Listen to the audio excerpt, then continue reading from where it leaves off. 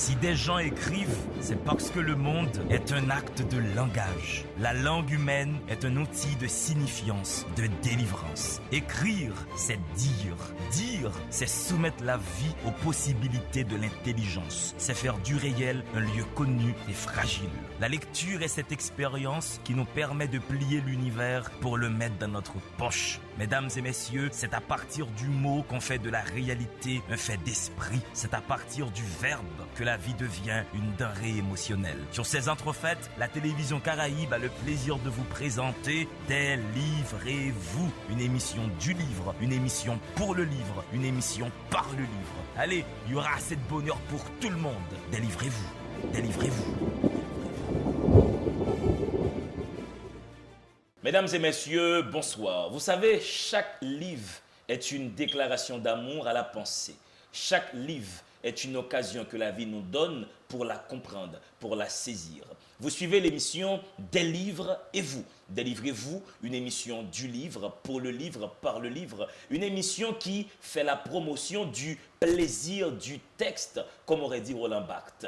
Aujourd'hui, nous allons consacrer cette émission à une parole éminemment politique. Oui, c'est un mot qu'il faut apprendre à aimer parce qu'à la base, nous sommes tous des politiques. À la base, nous sommes tous concernés par les choses de la cité. Je reçois une personnalité qui maîtrise bien ce sujet. Il va vous présenter son dernier livre qui est un pavé carrément qui est lancé dans la mare. Il s'agit de redonner le pouvoir aux Haïtiens. Qu'est-ce qui va se passer sur le plateau Délivrez-vous? Il faut tout simplement attendre. Voici la rubrique Temps Poème.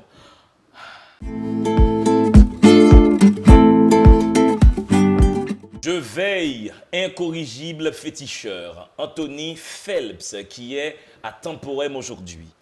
À l'ombre du temps déjeté, privilégié de clarté, temps de ce ciel autrefois nôtre et qui nous écoutait, ô ma terre crépusculaire, je toque en vain retoque à ton cœur. Qui donc est-il cet autre qui ose me faire la sourde oreille?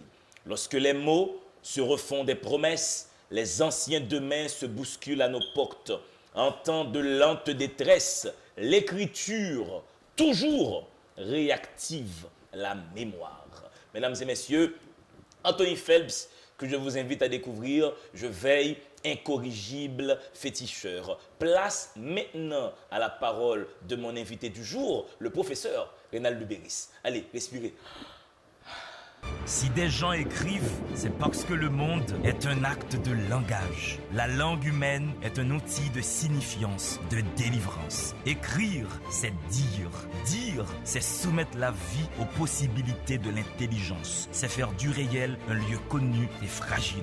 La lecture est cette expérience qui nous permet de plier l'univers pour le mettre dans notre poche. Mesdames et messieurs, c'est à partir du mot qu'on fait de la réalité un fait d'esprit. C'est à partir du verbe que la vie devient une denrée émotionnelle. Sur ces entrefaites, la télévision Caraïbe a le plaisir de vous présenter Délivrez-vous, une émission du livre, une émission pour le livre, une émission par le livre. Allez, il y aura assez de bonheur pour tout le monde. Délivrez-vous, délivrez-vous. Pour rendre le pouvoir aux Haïtiens. Voici le livre qui sera aujourd'hui au cœur des échanges à Délivrez-vous. Je reçois une personnalité politique, on va lâcher ça tout de suite. Je reçois le secrétaire du Conseil des ministres. Je reçois surtout aujourd'hui un intellectuel. Je reçois le professeur Lubéris qui va nous présenter son tout dernier livre qui est une prise de risque totale quant à sa requête dans ce livre. Il s'agit de redonner le pouvoir aux Haïtiens quand d'autres penseraient qu'il faut que ce pouvoir soit toujours gardé par quelques élites.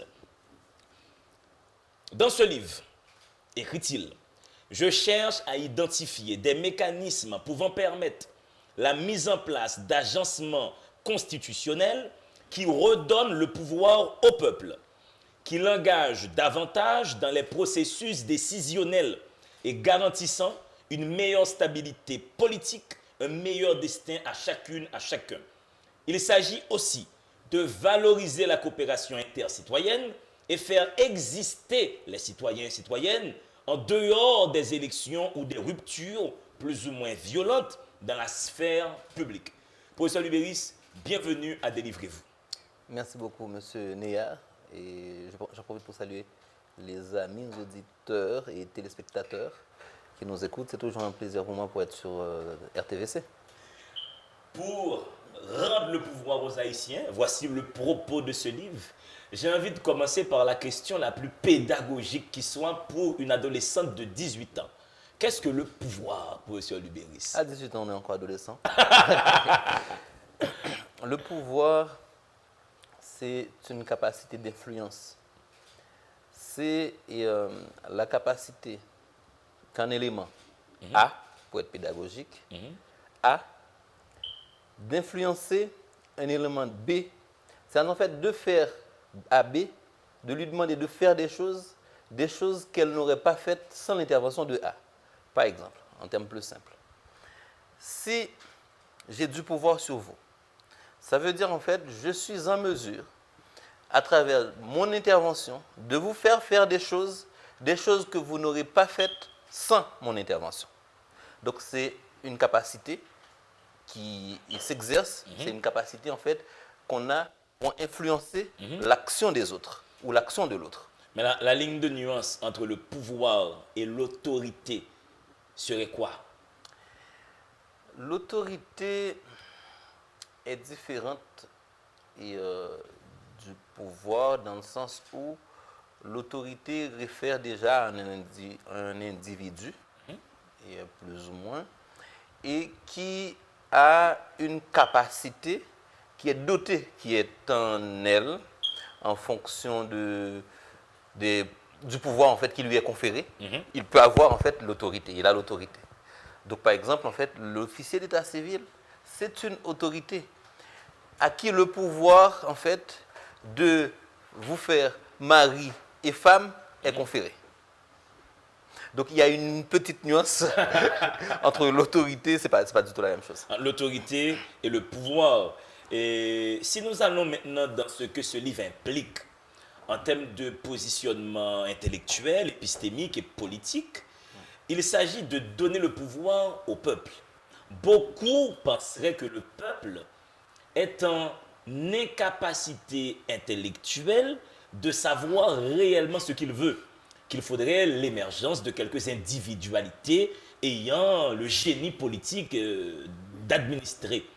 Et là, vous posez comme principe qu'il faut donner ce pouvoir, non pas à ces individualités qui seraient des bêtes politiques, mais de donner ce pouvoir de préférence directement au peuple. C'est vrai. Il y a deux grands courants en fait qui ont traversé la pensée politique et moderne.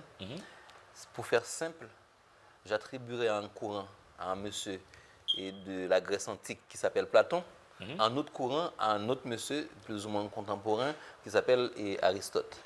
Effectivement, pour Platon, il faut donner le pouvoir à celui qui est doté d'une capacité intellectuelle et académique.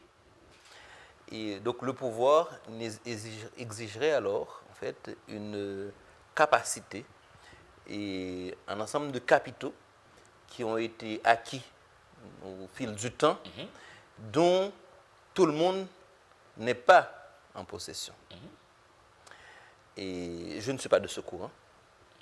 J'opterais de préférence pour le courant plus ou moins développé par Aristote, même si je ne suis pas sûr qu'il soit lui-même démocrate, et où on pense que les citoyens sont tous dotés de capacités, surtout en ce qui a trait en fait à leur capacité d'influencer ce qui se fait dans la cité. Pourquoi?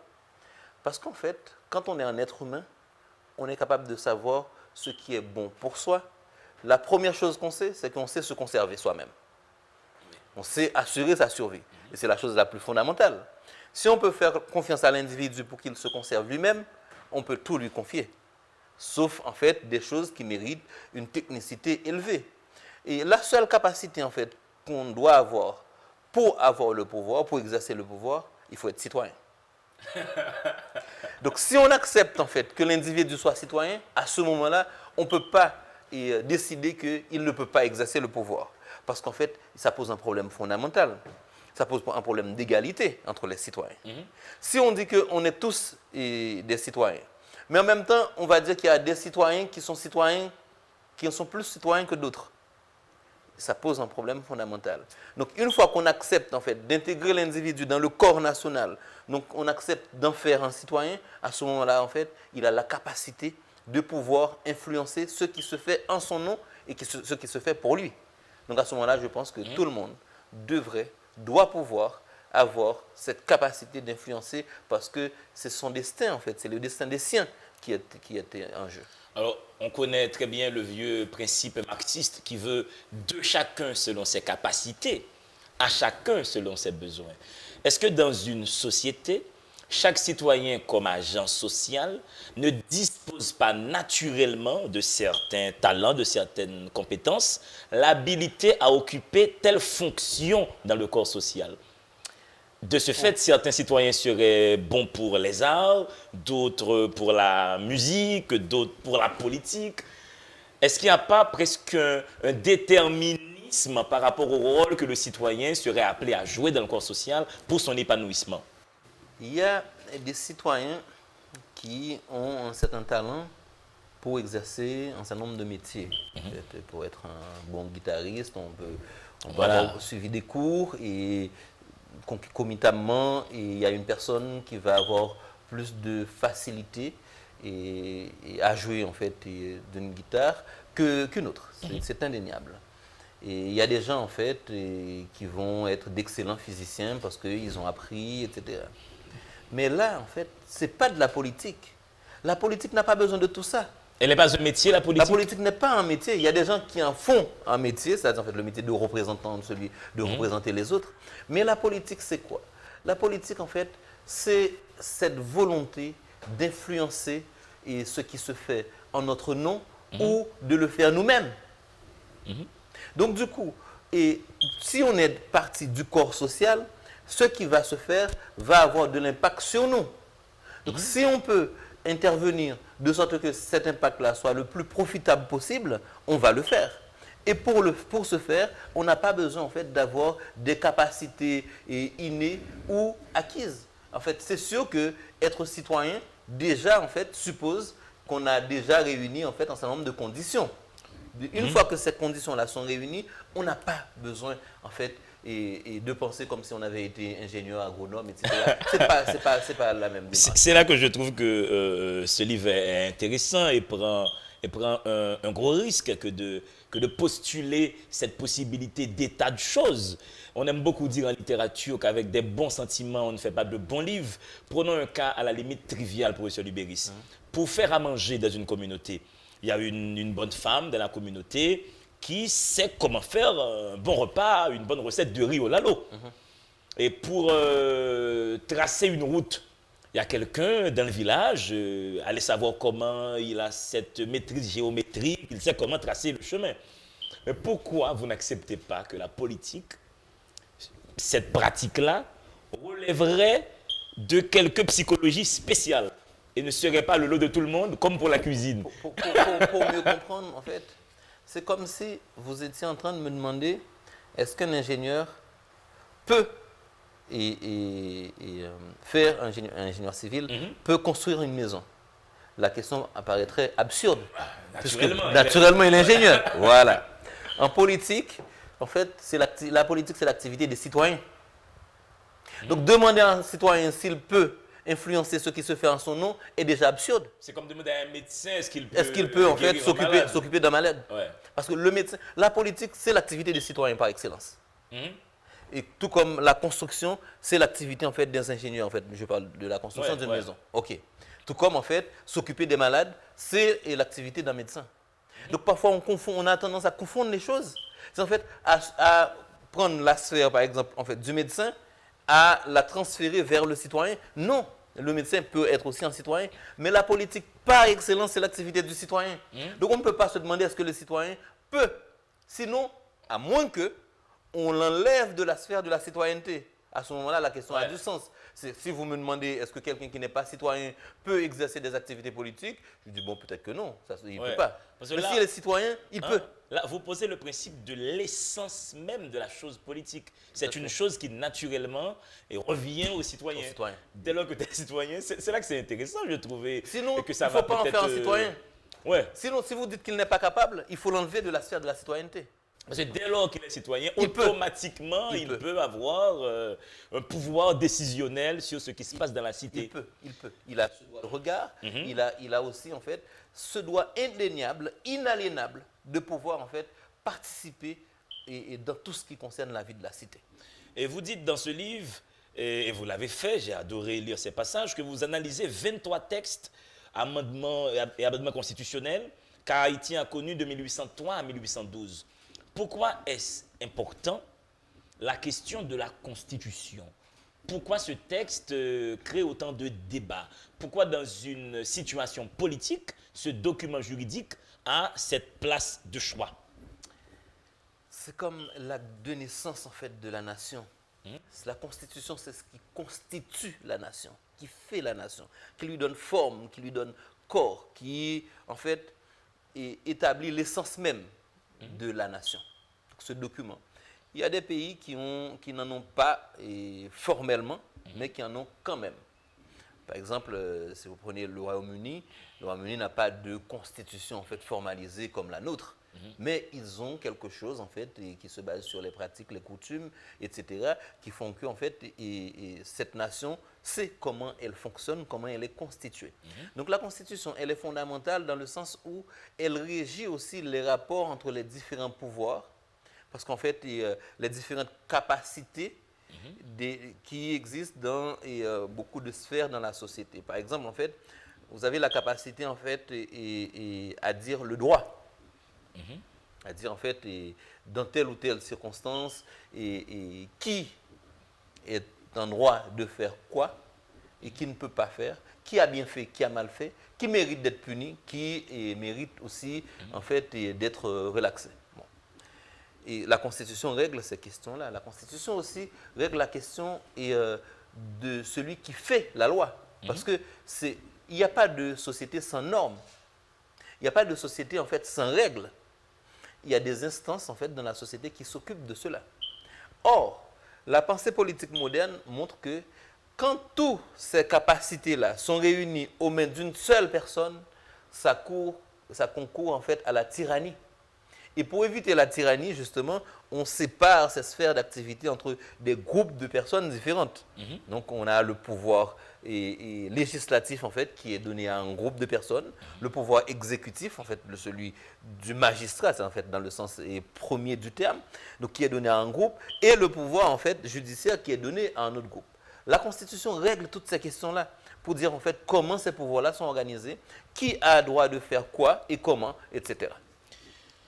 J'aime beaucoup l'idée qui passe presque comme la palissade académique que de porter le principe selon lequel aucune société ne peut exister sans homme. J'ai envie qu'on taquine ce principe, professeur Lubéris. Est-ce qu'on ne pourrait pas oser imaginer un modèle social au sein duquel le droit ne serait pas le système de régulation par excellence, mais qu'il y aurait d'autres systèmes comme la bienséance, comme la morale? Est-ce qu'on ne peut pas rejeter le droit comme principe régulateur premier des sociétés? C'est tout à fait possible dans des sociétés dites premières, pour ne pas dire des sociétés primitives. On peut trouver en fait des formes de régulation qui ne sont pas codifiées telles que c'est codifié dans notre droit en fait. On est hors du droit positif. Voilà. Mais il y a toujours des règles. Ce qui n'est pas possible, c'est d'imaginer en fait un corps social sans règles. Ce n'est pas. Par exemple, l'État peut ne pas exister. D'ailleurs, il y a un anthropologue français qui s'appelle Pierre Clastres qui a fait un livre qui s'appelle La société contre l'État. Il a essayé de montrer comment, dans des sociétés en fait amérindiennes, où le corps social s'est constitué pour éviter que l'État en fait ne soit émergé. Donc c'est tout à fait possible en fait d'imaginer des formes de régulation qui ne se fassent pas comme on en connaît aujourd'hui avec l'État moderne, entre guillemets. Pas l'État parce qu'il est moderne, mais l'État dans le sens moderne. Ouais. On peut tout à fait essayer, ça existe en fait, de comprendre comment ces sociétés-là existent et comment elles font. Mais une chose est sûre, elles fonctionnent suivant des règles. Mesdames et messieurs, vous suivez l'émission Délivrez-vous. Je reçois le professeur Reynald Lubéris et il vient de nous dire on ne peut pas envisager la possibilité d'existence d'un corps social sans des règles. Et la règle qu'il postule aujourd'hui à l'émission, c'est une restitution du pouvoir aux Haïtiens. Mesdames et messieurs, merci de suivre cette émission. Je vous laisse respirer. À tout de suite. Si des gens écrivent, c'est parce que le monde est un acte de langage. La langue humaine est un outil de signifiance, de délivrance. Écrire, c'est dire. Dire, c'est soumettre la vie aux possibilités de l'intelligence. C'est faire du réel un lieu connu et fragile. La lecture est cette expérience qui nous permet de plier l'univers pour le mettre dans notre poche. Mesdames et messieurs, c'est à partir du mot qu'on fait de la réalité un fait d'esprit. C'est à partir du verbe que la vie devient une denrée émotionnelle. Sur ces entrefaites, la télévision Caraïbe a le plaisir de vous présenter Délivrez-vous, une émission du livre, une émission pour le livre, une émission par le livre. Allez, il y aura assez de bonheur pour tout le monde. Délivrez-vous, délivrez-vous.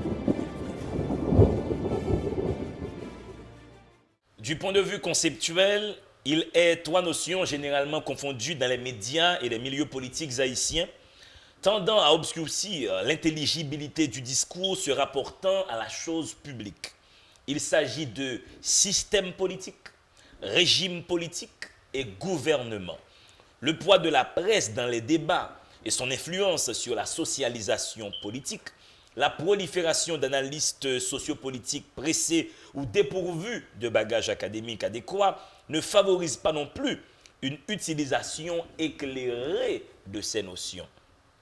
Dans ce livre, vous avez analysé la proposition d'amendement portée par le député Jerry Tardieu. Vous avez également mis en avant le fait qu'il y a eu cette confusion conceptuelle et qu'il faudrait clarifier pour le public de la télévision Caraïbe. Monsieur Lubéris, pourquoi système politique diffère de régime politique et de gouvernement? Comment pouvez-vous clarifier tout ça dans la tête d'un jeune étudiant de 20 ans qui nous regarde là maintenant? Il a grandi l'étudiant. 18 à 20. Et un système, quand vous prenez un système, vous avez au moins plusieurs éléments qui entretiennent des rapports entre eux. Oui.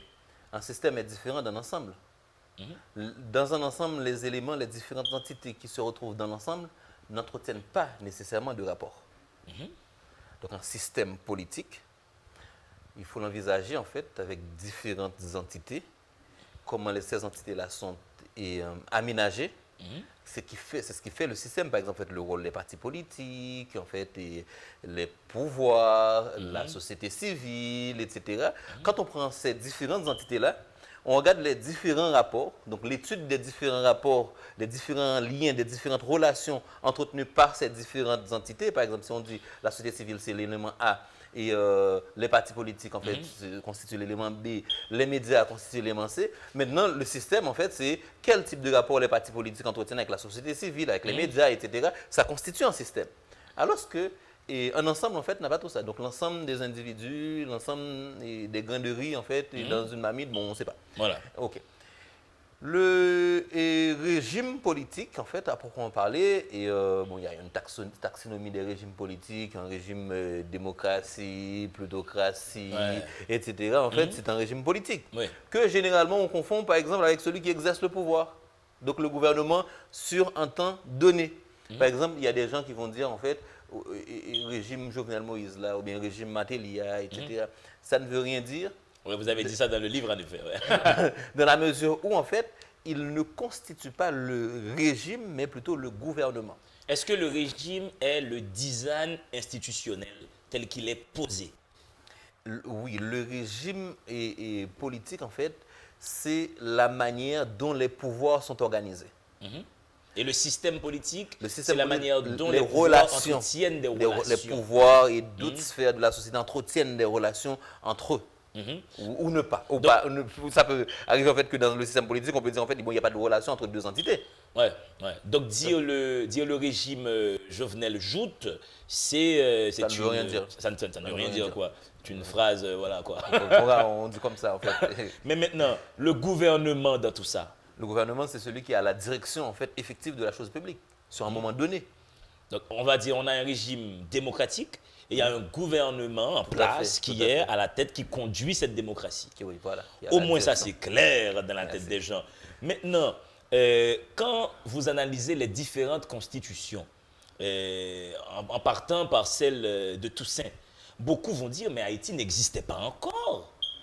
Pourquoi vous considérez cette constitution comme une constitution d'Haïti? Comme la première. La première, en effet. Et en fait, la constitution de Toussaint a posé la base en fait de ce qu'allait devenir Haïti. Et l'organisation des pouvoirs, etc. Dans la tête de Toussaint, il a voulu faire de nous en fait des Français libres, non des Haïtiens. Il a dit ça de sa constitution. Hein? Nuance. Des Français libres. Mais en même temps, il pose des actions qui font peur en fait à la France, à Napoléon, qui montrent que peut-être qu'il va vers l'indépendance. D'ailleurs, quand Napoléon lui écrit une lettre en fait pour lui faire des reproches, etc., à un moment en fait il dit bon ok, parce qu'a priori Napoléon en fait a insinué qu'il a voulu l'indépendance. Et alors? Ouais.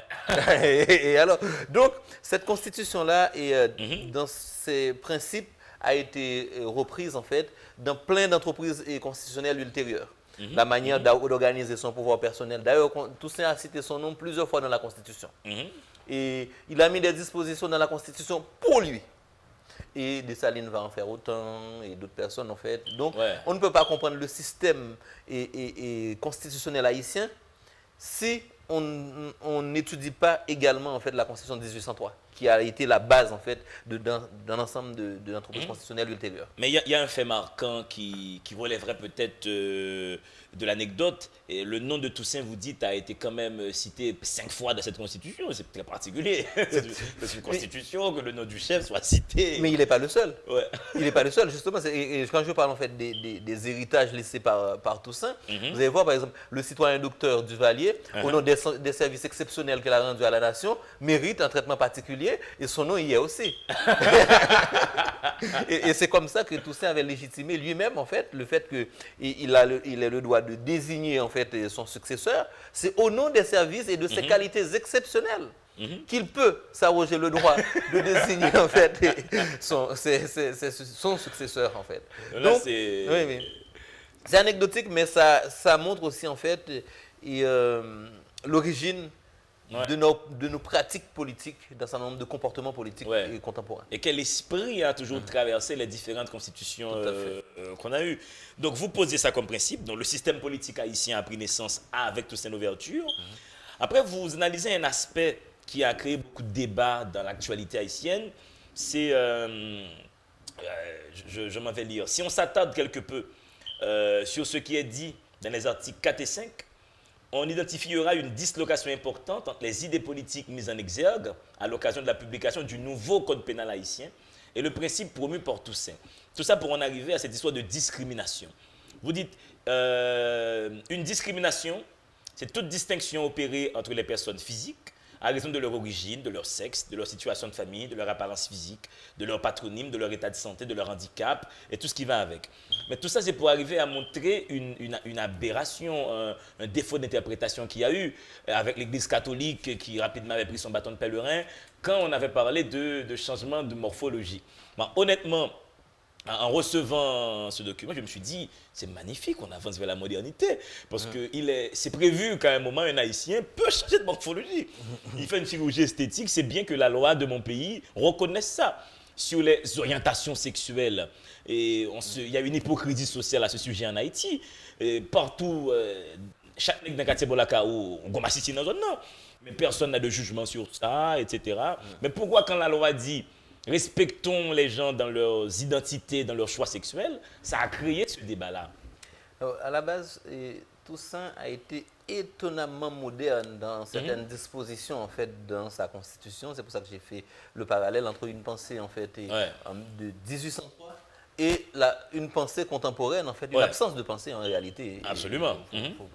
Faut pas se le cacher. Et moi, ça m'avait attristé parce que les éléments et les individus en fait qui parlent, qui ont pris position, ce sont les individus qui sont dotés de plus de capitaux dans la société. Ouais. Et quand on a des individus en fait et donc qui sont des citoyens dotés d'un certain nombre de capitaux et culturels et académiques, et symboliques, etc., économiques et tout, et que en fait ils ont une pensée aussi rétrograde, on se dit que il y a quelqu'un qui parlait tout à l'heure avant l'émission qui disait ça, et on se dit que le changement réel n'est pas pour demain, mais il ne faut pas se laisser décourager pour autant. Donc quelle a été cette affaire de discrimination? L'interdiction de la discrimination sur des prétextes en fait de sexe et de morphologie, etc., ou de genre, ça dépend comment on le dit, concerne tout le monde. Absolument. Parce que si on dit que, par exemple, imaginons que quelqu'un qui est gay, par exemple, décide d'ouvrir un commerce et qu'il décide qu'il va vendre qu'aux gays, et que vous, comme hétéro, je dis ça comme ça. Oui. La bonne là. Sans toute l'idée, vous seriez hétéro. Supposons. Oui. Donc, vous, comme hétéro, vous y allez, il vous dit que, en fait, je ne vais pas vous vendre ici, on ne vend pas. Et ça aurait été un scandale. Donc, dire qu'en fait, d'interdire la discrimination basée sur le genre ou que quelqu'un est handicapé, on dit qu'en fait, ici, on ne va recevoir qu'Orobé. Oui. Et je ne peux pas vivre dans une société comme ça. Donc, je veux vivre dans une société où on respecte le droit de tout le monde. Où les minorités, ont leurs droits. Celui qui est handicapé, par exemple, il n'a pas choisi de l'être. Il se voit comme ça et le corps social doit l'accepter comme ça. Il faut lui faciliter la vie. Il faut trouver en fait des mécanismes pour qu'il puisse vivre normalement sa vie de citoyen. Absolument. Donc, lorsqu'on a des gens qui sont censés être éclairés dans une société et qui en fait qui montent au créneau parce que dans un texte, il y a un article qui dit que la discrimination est interdite, ça me fait peur. Oui, mais c'est terrifiant. Ça prouve que nous sommes vraiment au Moyen-Âge et au niveau des libertés individuelles, on a encore beaucoup à faire. Et cette situation va encourager des formes de violence contre différentes minorités qu'il y a en Haïti. C'est sûr. Et pour avoir une tranquillité sociale, il faut glorifier l'humanité. Pour certains aspects, je suis anti-humaniste, mais comme Foucault peut l'être, etc. Mais c'est une position philosophique, en fait, en fonction par rapport au fait que je crois que l'homme n'est pas un acteur toujours conscient de toutes les conséquences de ses actes. Donc, il faut faire attention aux actes de l'homme, de l'être humain, en fait. OK. Dans ce sens-là, souvent, je dis qu'en fait, je suis un anti-humaniste dans le sens où je n'ai pas cette foi absolue que chaque action posée par l'homme, en fait, vise effectivement le bien-être de l'humanité. L'homme peut poser des actions, en fait, qui concourent à la destruction, en fait, de l'humanité. OK, d'accord.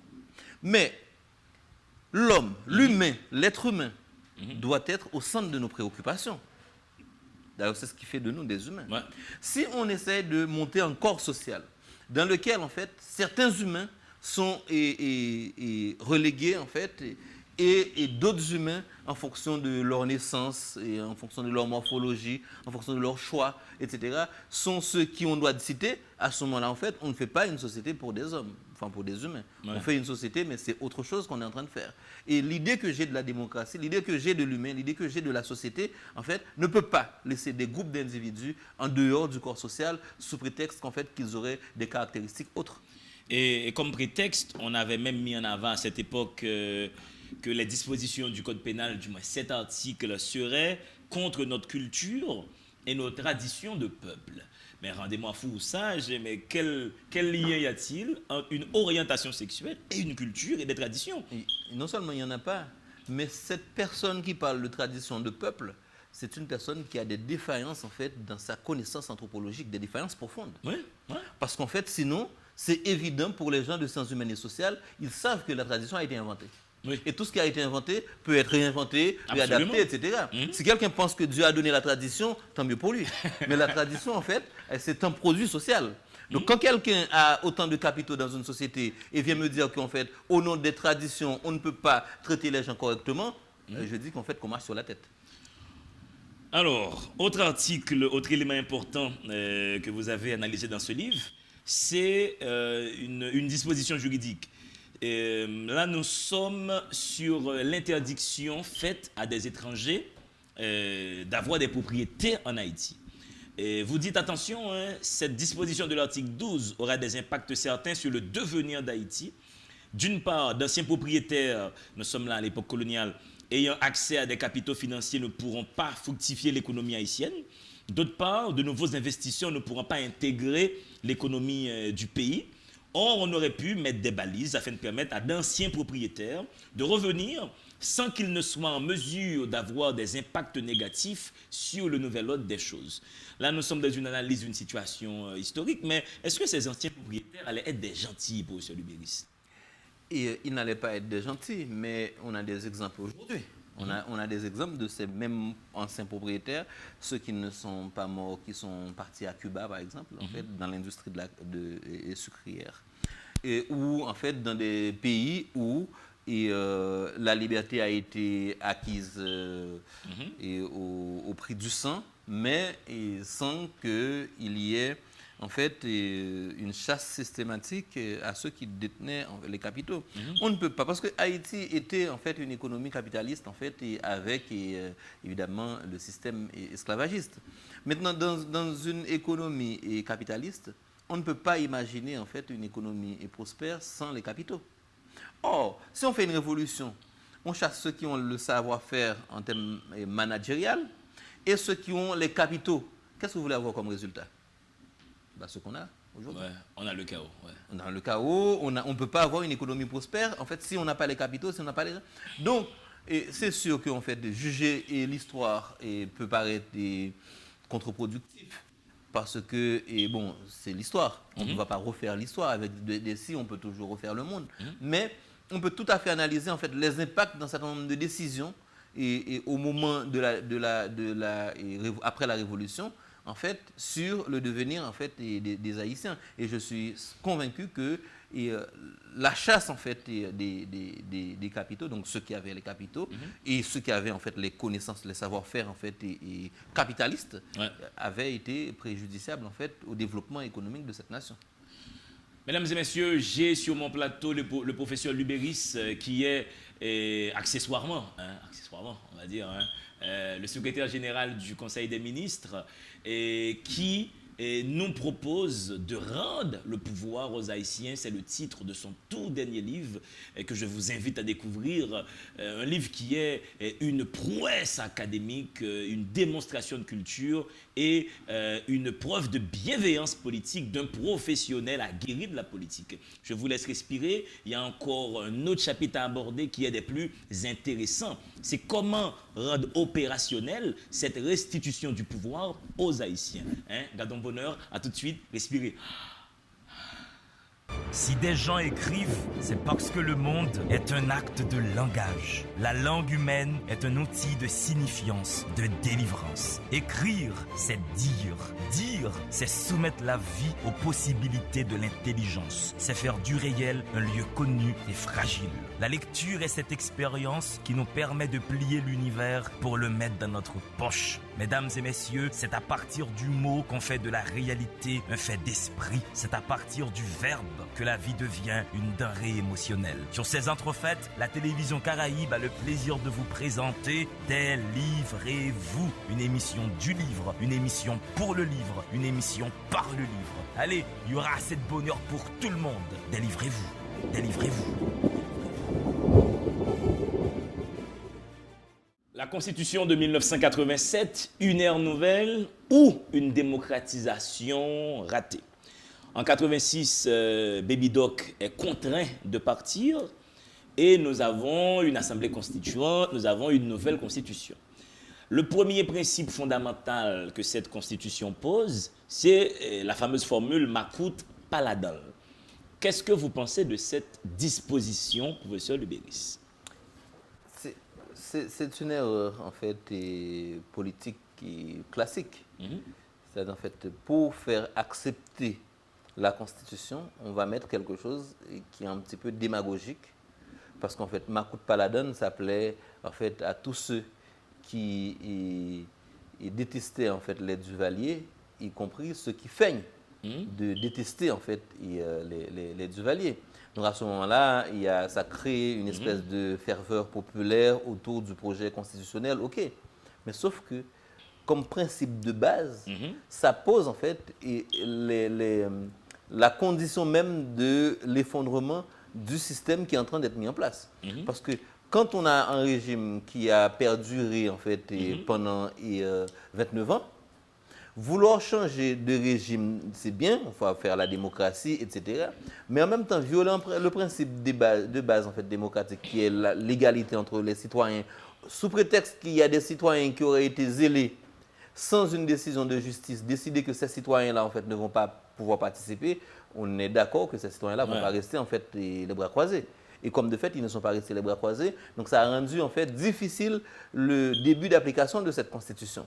Alors qu'en fait, si les gens voulaient vraiment faire une démocratie, ils voulaient vraiment en fait, faire triompher la justice, ils auraient pu mettre en place en fait, un système juridique. Les gens qui sont condamnés auraient pu ne pas pouvoir participer en fait, dans le processus électoral. Et non des gens qu'on dit avoir été zélés. Donc à ce moment-là, en fait, on aurait...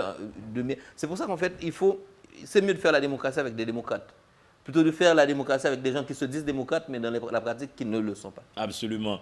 Et autre élément que vous analysez, les Duvaliers ont chassé, ont frappé d'ostracisme des millions d'Haïtiens, des milliers d'Haïtiens pour être gentil. Et cette constitution a posé un autre problème. Et la période des Duvaliers a vu l'établissement d'une forte communauté haïtienne à l'étranger pour des motifs soit politiques, soit économiques. La constitution adopte des dispositions relatives à la nationalité défavorables à ce groupe. Tout à fait. C'est-à-dire, en fait, on a un ensemble d'Haïtiens en fait, qui vivent à l'étranger. Ces Haïtiens-là, forcément, ils ont accès, pour ceux qui le peuvent, aux meilleures universités. Ils vont être mieux formés.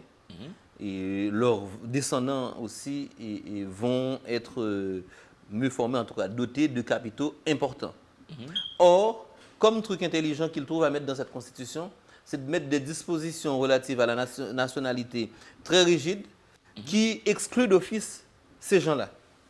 C'est comme on avait fait au début et après la Révolution, on a expulsé ceux qui avaient les capitaux, sous prétexte en fait qu'ils sont blancs.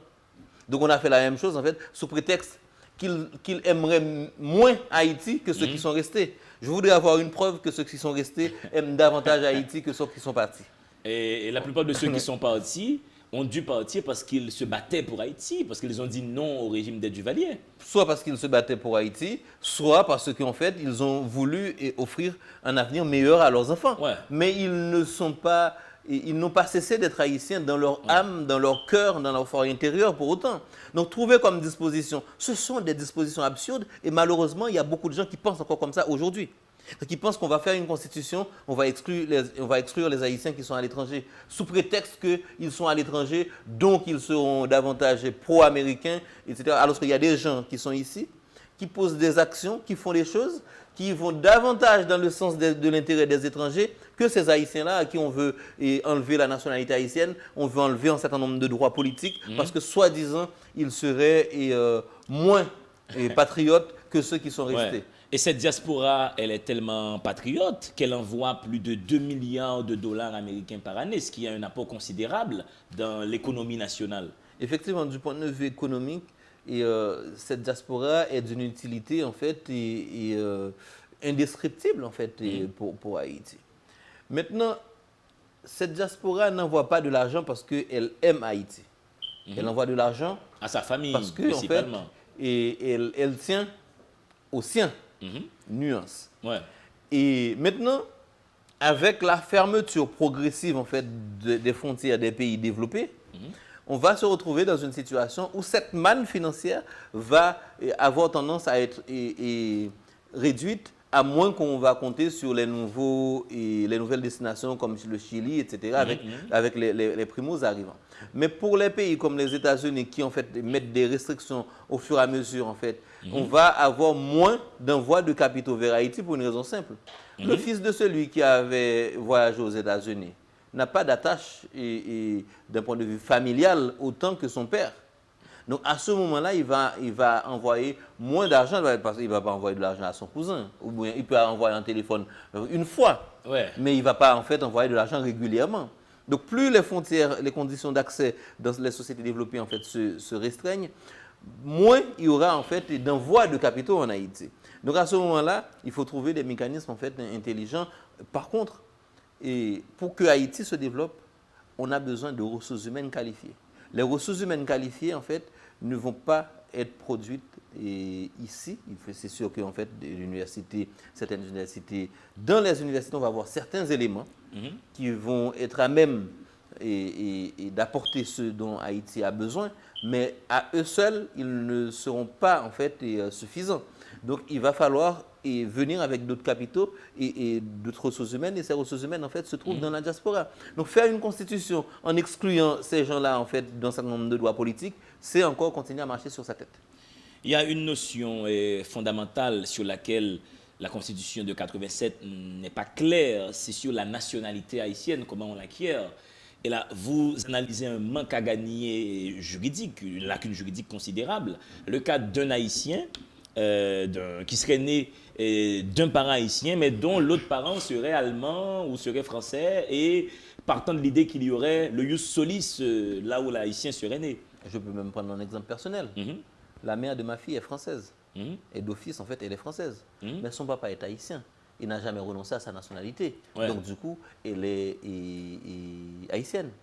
La Constitution, en fait, ne résout pas ce problème. Ce qui fait qu'on ne sait pas maintenant si votre fille est haïtienne ou déjà française. Pour moi, elle est haïtienne. Pour sa maman, elle est française. Mais la constitution haïtienne maintenant. Nandimo. Voici pourquoi il faudrait peut-être revoir tout ça. Après, il y a beaucoup d'autres éléments que vous analysez et sur le fait qu'il y aurait en Haïti un président et un premier ministre. Et il y a eu des propositions allant de l'idée qu'il faudrait y avoir un président et un vice-président. Quels sont les avantages de ces deux dispositions et leurs désavantages? C'est un gouvernement bicéphale, à deux têtes. Donc aujourd'hui, on a un gouvernement, en fait, un exécutif bicéphale, avec le président de la République qui est au Palais national et le Premier ministre qui est à la primature. Inconvénient, c'est que la manière dont on a monté, en fait, on a agencé les institutions, on a pensé au blocage, mais pas à l'efficacité. On a tout fait pour bloquer le président de la République pour empêcher qu'il ne soit un président comme Duvalier, parce qu'en fait, on voulait combattre les Duvaliers même s'ils sont partis. Ils ne sont plus là, mais il faut continuer à les combattre. Alors on a fait une constitution pour les combattre. On a réussi en fait à les combattre, ça c'est sûr. Maintenant, est-ce qu'on a fait une constitution pour développer Haïti? Ça, on n'a pas réussi à le faire. Alors, est-ce qu'on a fait une constitution en fait pour garantir la stabilité institutionnelle, politique et avoir un essor économique certain? Ça, on n'a pas su le faire. Donc, qu'est-ce qui se passe? C'est qu'on a enlevé un certain nombre de prérogatives propres au président. On les a attribuées en fait au Premier ministre. Pas de problème. Mais là où la Constitution a péché, et les constituants, ce sont des gens aimables en fait, il y en a qui sont mes amis.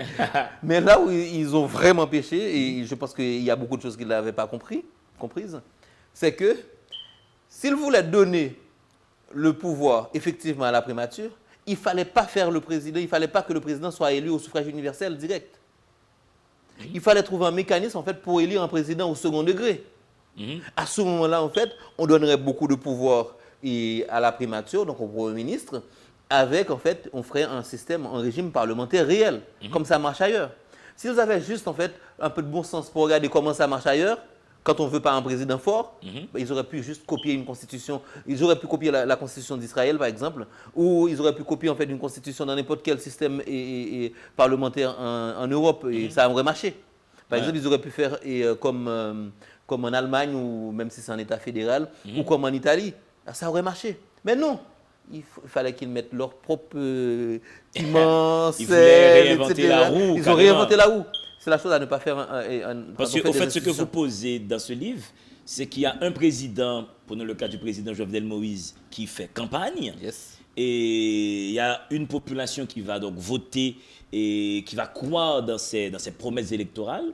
Par contre, la désignation du Premier ministre, qui va conduire la politique du gouvernement, peut ne pas être du même côté politique que le président et donc peut avoir son propre agenda.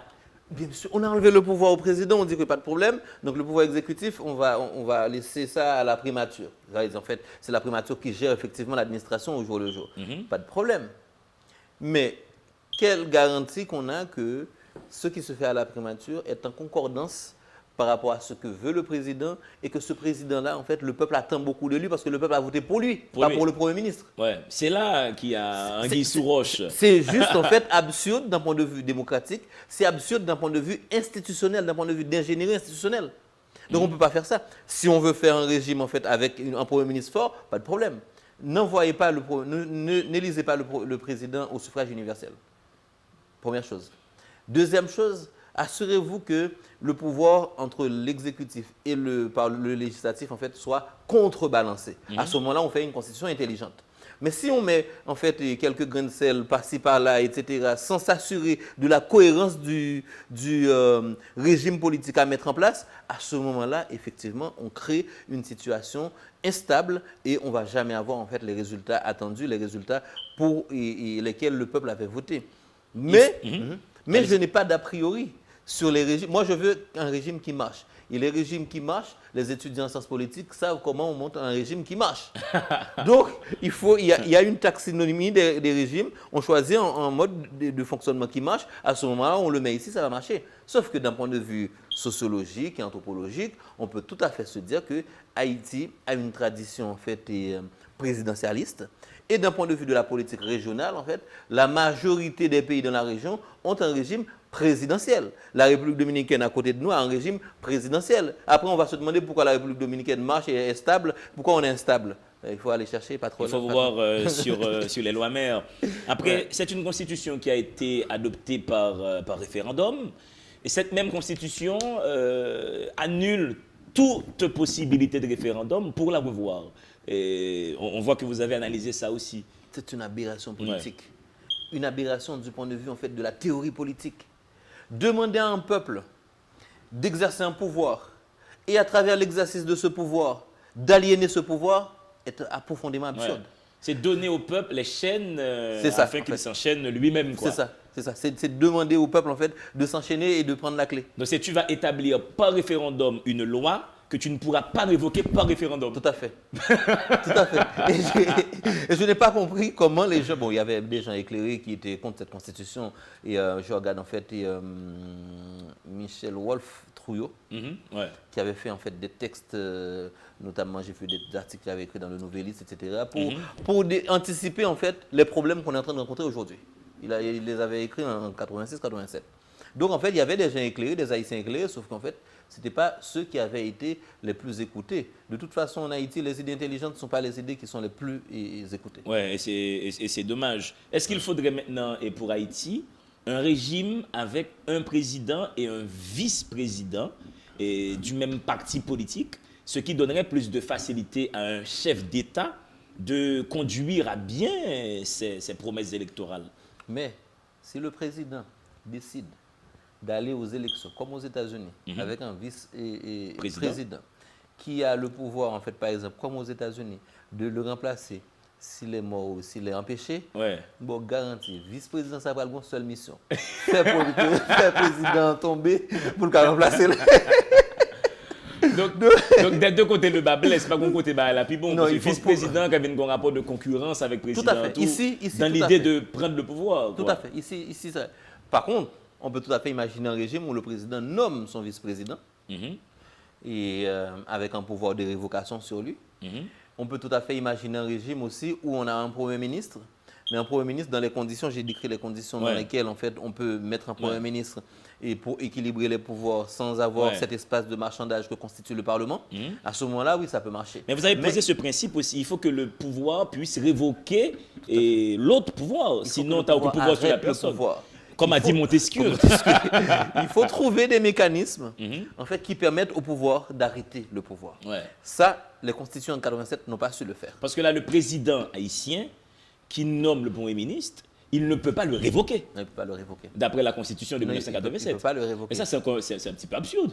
La de- seule manière pour qu'il le révoque, il faut qu'il récolte en fait, suffisamment d'argent et qu'il injecte ça, par exemple, à une chambre en fait, dans notre système bicaméralisme, Ouais. et que pour qu'il l'interpelle pour lui, à ce moment-là, en fait, qu'on le révoque pour lui. Ça, c'est tout à fait possible. Ou bien qu'il Mais fasse lui, pression sur le PM afin qu'il il ne démissionne. va pas démissionner. Il a tout le pouvoir. Le Premier ministre en Haïti a beaucoup de pouvoir. On ne peut même pas imaginer. C'est le chef par excellence.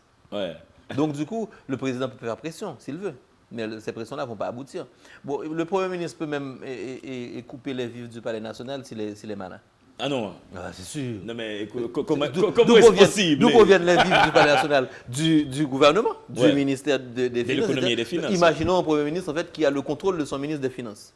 Et qui dit au ministre de l'économie donner moins de budget au Palais national. Ou même si le Palais national avec un budget mirobolant, en fait, on peut faire des réquisitions, des requêtes en fait, au ministère des Finances et sans jamais avoir de réponse. Le secrétaire général de la présidence peut faire des requêtes, peut en fait accumuler des dettes, mais ils peuvent même ne pas pouvoir payer USGPN. Ça, c'est comme ça qu'on fait le pouvoir ici. Non, en mais Haïti. c'est totalement effrayant comme C'est- tableau. mais c'est- Comment c'est- le chef de l'État... C'est tout à fait possible. Ouais. Tout à fait possible. Le chef de l'État n'est pas ordonnateur. Hmm. Donc il va mettre en fait un secrétaire général de la présidence qui va en fait administrer le quotidien du président, de la famille présidentielle, du palais national, etc. Mais les ressources proviennent d'où? Des activités en fait du gouvernement et ordonnées par le ministère des Finances. Si le ministre des Finances a comme supérieur hiérarchique le Premier ministre. Donc si le Premier ministre en fait arrive à contrôler son ministre de l'économie, il peut couper et les des vivres du finances, palais. ah bah bien sûr. Et- Il peut faire la misère au président de la République. Vous posez comme principe dans ce livre la possibilité que le président ne soit plus mineur et qu'il soit responsable après son mandat devant les tribunaux de droit commun. C'est quand même beaucoup de futurs présidents, de candidats qui regardent cette émission auraient bien peur hein, de cette proposition. Il faut rendre le système cohérent. Mhm. Le type, il est allé aux élections, il fait campagne et il fait des promesses. On vote pour lui au suffrage universel. C'est celui qui a le plus de légitimité dans le système haïtien. Mhm. Donc maintenant, il faut lui donner les pouvoirs nécessaires pour qu'il pose des actions par rapport à ce qu'il avait promis dans la campagne électorale. Il faut qu'il ait la capacité en fait, de délivrer pour de vrai, donc, et pour mettre en place une politique publique conformément en fait, à ce qu'il avait promis. Maintenant, s'il y a des dérives, il faut que le pouvoir arrête le pouvoir. Ouais. S'il y a des dérives, il faut aussi en fait que ce président-là puisse être en fait traduit en justice à la fin de son mandat, être condamné pour les méfaits qu'ils auraient faits pendant son mandat. Mais il faut lui donner les pouvoirs nécessaires pour qu'il puisse agir. Parce qu'aujourd'hui, la situation, c'est quoi? Dans la tête des citoyens, le président est responsable de tout. Mais dans les faits, le président ne peut pas faire grand-chose. Par exemple, la question de la sécurité. Le président n'a pas le droit de siéger au CSPN. Ouais. Or, les grandes décisions stratégiques se prennent où? Au niveau du CSPN. Il ne peut pas diriger en personne les forces armées. Et Non, vous dites non, aussi. il peut pas. Ouais. Il peut pas. Il est nominalement le chef, mais en personne, il ne peut pas donner des ordres. Il peut pas. Il faut qu'il passe à travers les autres et donner des ordres en Haïti. Vous faites de l'expérience, donner des ordres Bah et ouais. vous allez regarder à l'arrivée en fait ce que subit et Ouais. les distorsions en fait Ouais, lié à que- la chaîne hiérarchique, il y a- à des défauts de communication. Et finalement, ça ne passe Faites- pas. Faites un bon. Avant mon métier premier, c'était faire des diagnostics institutionnels, faire du renforcement institutionnel. Donc pour faire un renforcement institutionnel, il faut faire un diagnostic. Mhm. Parfois, en fait, on peut diagnostiquer une institution quand il y a des goulots d'étranglement importants. On se demande, mais qu'est-ce qui se passe? Pourquoi? La secrétaire peut décider de garder un dossier dans son bureau parce qu'elle n'a pas aimé la tête de la personne qui a apporté le dossier. et Et le ministre, le directeur général, n'a pas accès au dossier à temps. n'aura pas accès au dossier à temps et il n'aura pas non plus un rapport qui, par exemple, si le dossier manquait quelque chose, etc., qui va prévenir la personne qui a fait la requête que votre dossier, en fait, manque tel... Non, le dossier est mis de côté et jusqu'à ce que cette personne qui avait déposé le dossier se dise, mais qu'est-ce qui se passe? Je vais peut-être jeter un coup d'œil pour aller demander à son... Ah, monsieur, votre dossier avait manqué ça. Donc, la secrétaire, en fait, parfois, pour que ça marche bien, il faut dire un petit chéri, petit cocotte, mon amour, s'il te plaît, fais ça pour moi, etc. Fais qu'elle content pour le faire. Mais si vous pensez au privé, en fonction des pouvoirs qui vous sont conférés, et qu'on va le faire ça, voyons. Donc, c'est une réalité institutionnelle que quand le président, dans la chaîne, en fait, de commandement, quand le président, en fait, donne un ordre, évidemment, généralement, on va dire oui, mais à l'arrivée, ce n'est pas ce qu'il a dit qui va nécessairement être fait. Après, il va seulement constater que la chose n'a pas été faite. Voilà. Mais dans l'opinion publique, c'est le président qui n'a rien fait. Il est responsable. C'est là qu'il faut un travail d'éducation et qu'il faut vraiment revoir cette loi mère. Il faut le responsabiliser pour de vrai, il faut responsabiliser le président, de lui donner les pouvoirs pour qu'il agisse. S'il agit mal, à ce moment-là, en fait, donner au pouvoir judiciaire les moyens aussi, en fait, de le contraindre. Absolument. De le sanctionner. Mais ce qui est aussi intéressant dans ce livre que vous analysez, là maintenant, le Parlement peut faire beaucoup de marchandage sur le pouvoir exécutif, dans la mesure où le Parlement peut révoquer le Premier ministre. Mais vous partez d'un autre principe qui serait que si le Parlement, moi j'ai adoré ça, si le Parlement peut révoquer le PM, le président peut dissoudre le Parlement. Oui, alors, aujourd'hui, le plus grand rôle du Parlement, c'est le marchandage. À travers des pouvoirs qui lui sont donnés dans la Constitution, ces pouvoirs-là ne sont pas utilisés, en fait, pour participer à une meilleure gestion du pays. Non, c'est un pouvoir de marchandage. Par exemple, on dit que le parlementaire a un pouvoir de contrôle sur le gouvernement. Pas de problème. Il a révoqué le ministre là, mais pas de problème.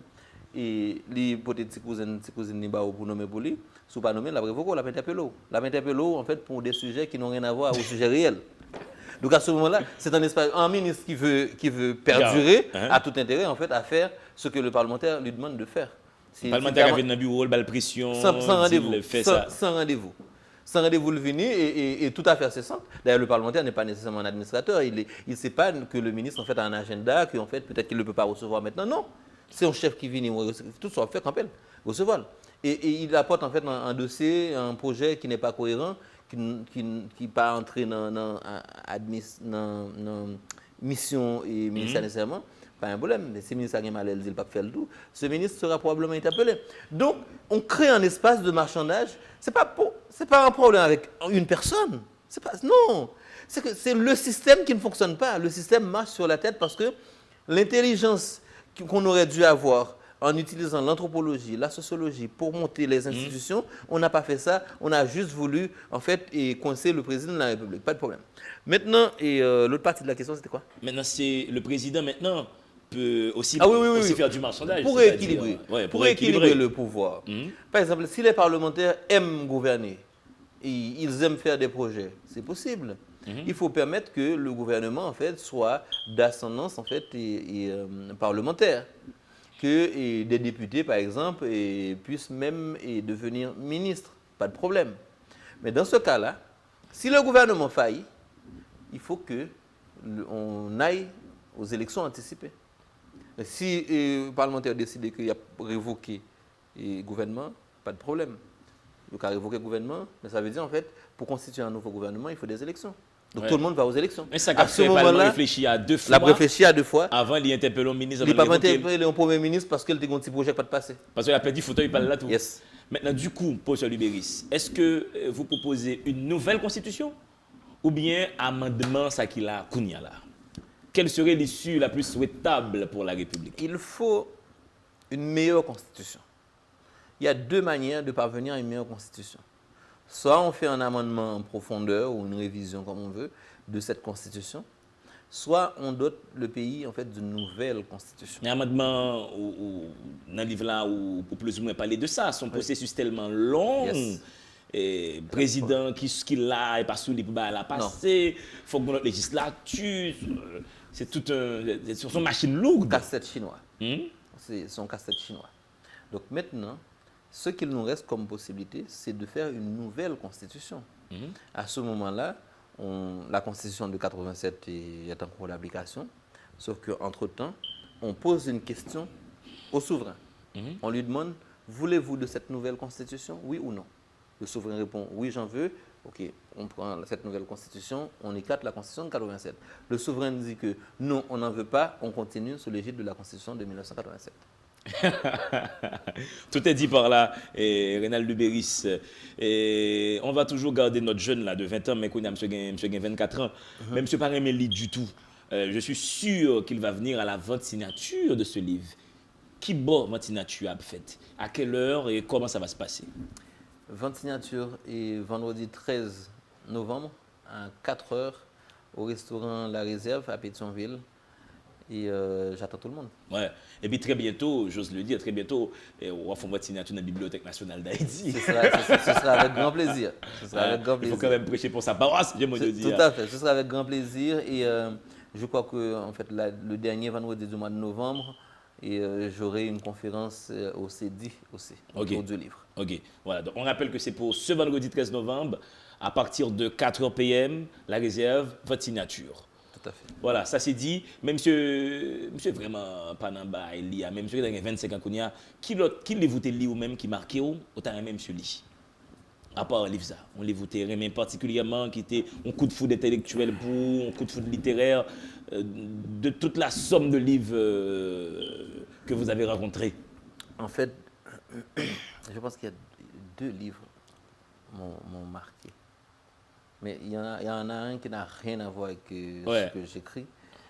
C'est un petit livre qui s'appelle La révolte de la salamandre, qui parle de la capacité en fait de régénération de cette petite bête qui peut perdre en fait un membre et que le membre en fait peut repousser en fait. Et je suis très intéressé par la biologie. Donc du coup, ce livre-là m'avait marqué et je l'ai lu il y a peut-être 20 ans, ça m'a bien marqué. Mais il y a un autre livre en fait que j'avais lu aussi qui m'avait marqué. C'est un livre en fait après les attentats du 13 novembre à Paris, non? Non, les attentats aux États-Unis en fait en septembre 2001. De 2001. C'est quelqu'un en fait qui a fait un petit livre, je crois que c'est Jacquet qui l'avait fait. Et sur le fonctionnement en fait de l'islamisme et Ben Laden, etc. Ça a marqué. Et sinon, pour finir, Le Prince m'a beaucoup. Machiavel. Merci professeur Lubéris. Et encore une dernière piqûre de rappel. Votre signature, c'est ce vendredi 13 novembre, La Réserve, 4h de l'après-midi. Et 4e vendredi du mois de novembre, et le professeur Lubéris sera au CEDI pour une conférence et aussi votre signature. Et très bientôt, on va vous communiquer pour la Bibliothèque nationale d'Haïti.